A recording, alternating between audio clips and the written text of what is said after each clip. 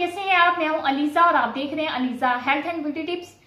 तो फ्रेंड्स, आज मैं आपके लिए बहुत ही अमेजिंग सी टिप लेके आई हूँ। आज मैं आपको बताऊंगी कि आप कैसे अपनी छोटी हिप्स को बड़ा कर सकते हैं। जी हाँ फ्रेंड्स, आजकल बहुत ही जो है वो ट्रेंड चल गया है। वो अपनी गर्ल्स जो है जिनकी छोटी हिप्स होती हैं उसको बड़ा करने के लिए वो जिम जाती है, एक्सरसाइज करती हैं, लेकिन उनकी जो हिप्स है वो बड़ी नहीं होती। उनका जो वेट है वो और भी ज़्यादा लूज हो जाता है। इससे आपकी उनका जो हिप है वो और भी ज़्यादा छोटी हो जाती हैं। तो आज मैं आपको इन दो चीज़ों के यूज़ से बताऊंगी कि आप कैसे अपनी छोटी हिप्स को बड़ा कर सकते हैं। बहुत ही आसान सा तरीका है, ये मैं आपको करके दिखाती हूँ। पर उससे पहले फ्रेंड्स, मेरे इस चैनल को सब्सक्राइब कर लें और साथ ही बेल आइकन को क्लिक कर दें ताकि मेरी आने वाली हर नई वीडियो सबसे पहले आप तक पहुंचती रहे।